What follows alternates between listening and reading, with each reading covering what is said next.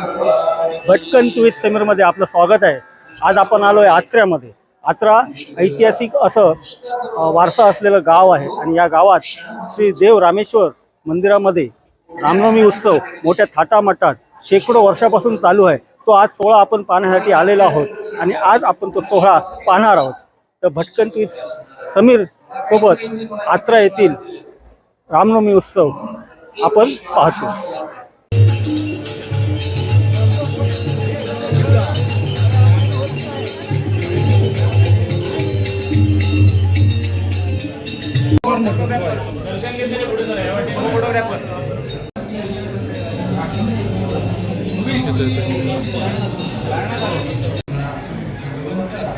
एक सुद्धा श्वास जास्त देत नाही. आता जे मिळालेलं आहे ते सगळं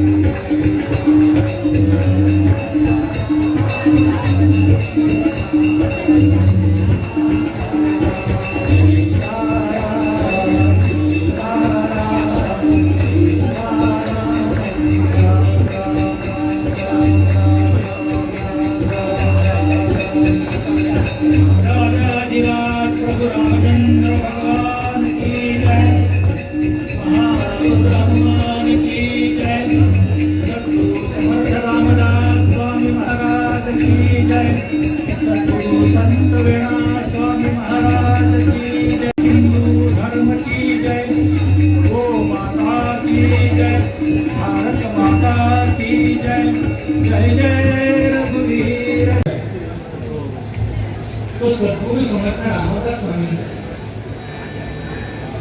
बघा, संत कुठले जरी असले तरी संतांचं सांगणं एक.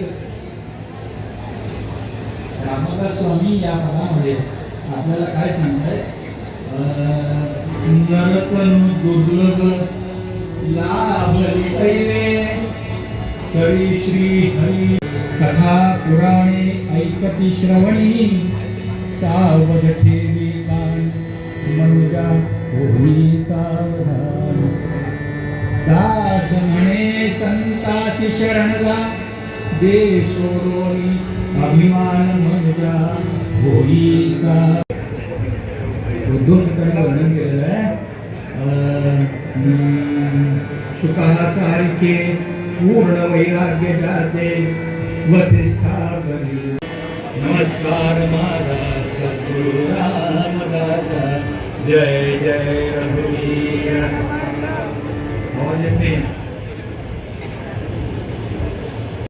भगवंताची आराधना करायची.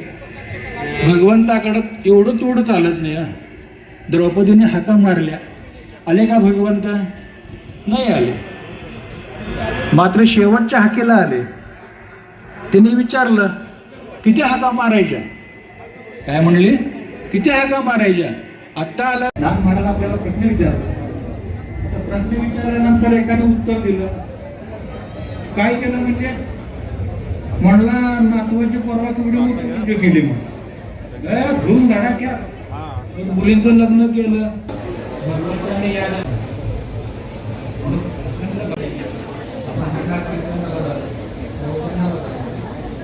त्यावेळी काय करायचं?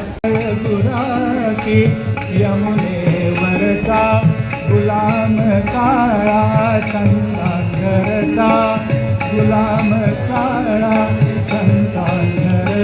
मास त्यात शुद्ध नवमी तिथी गंधयुक्त परिवात उष्ण हे किती.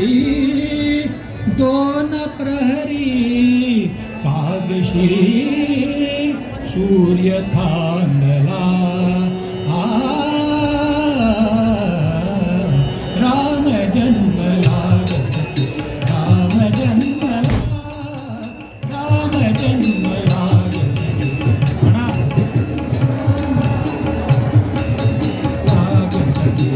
राम जन्मला कौसल्या राणी हळू घडी लोचने. कौसल्या राणी हळू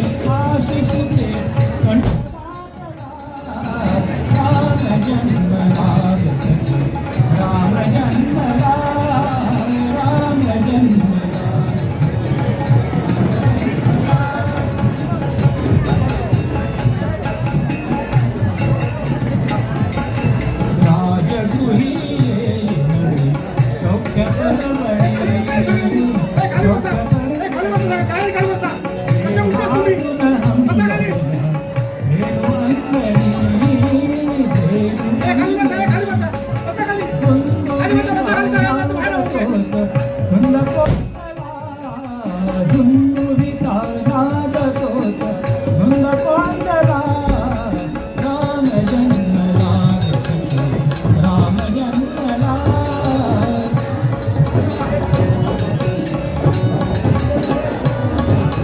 वेंगुळल्या आकाशात जागता कळ्या, काय करीत पुन्हा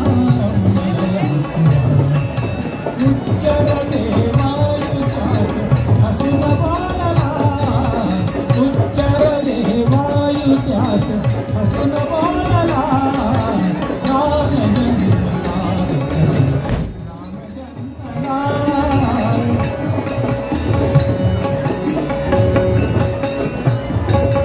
पुष्पांजली भेटून कोणी भूषणे, कोणी भूषणे, हे हातून राजपती धावले कुणी, धावले कुणी.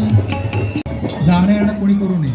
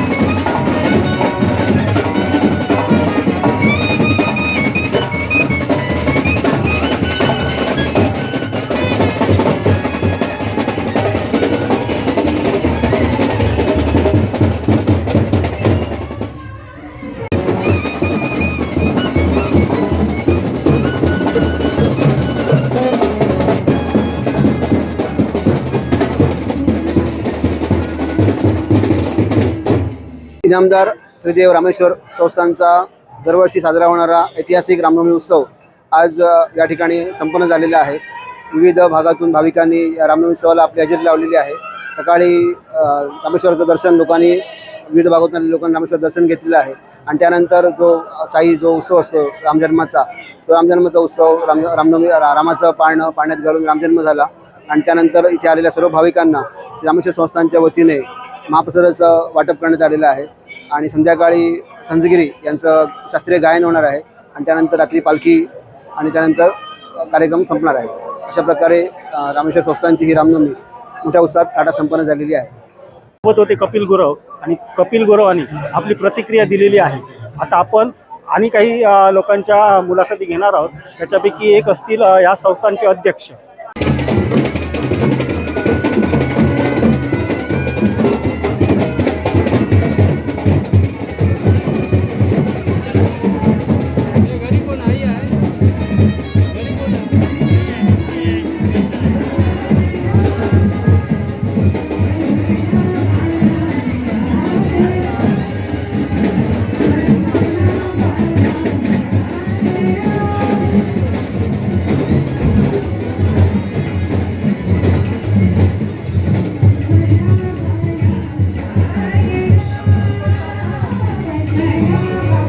इनामदार श्रीदेव रामेश्वर संस्थान कसबा आचरे हे मालवण तालुक्यातलं एक सांस्कृतिक प्रधान तसंच श्रीदेव रामेश्वराच्या वैभवाने नटलेलं आणि सर्वांना श्री देवाची एक आदरयुक्त भीती असलेलं हे ग्राम आहे.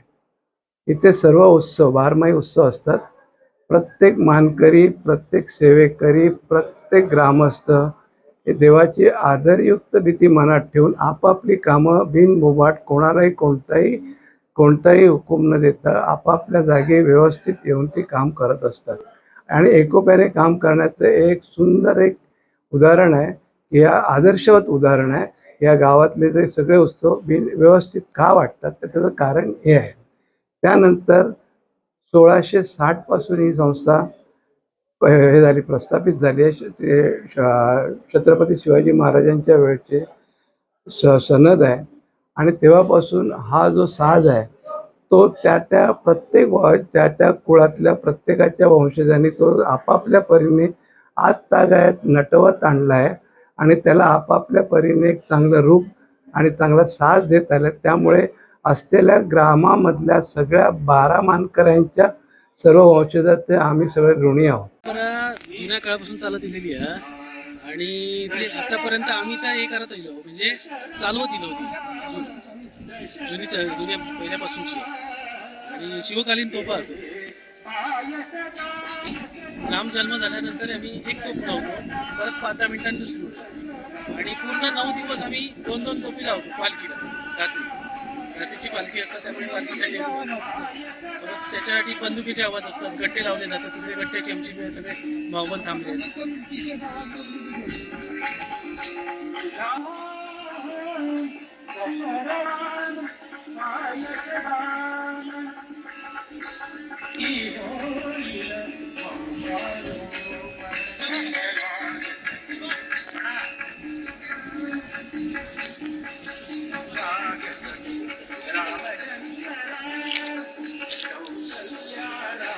लांबरो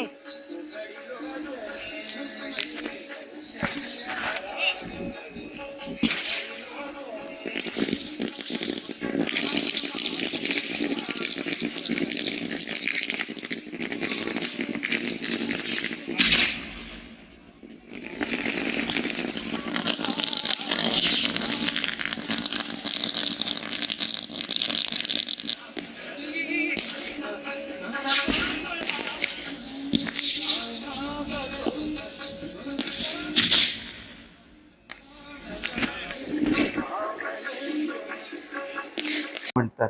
आणि ही तोफ का वाजवली जाते?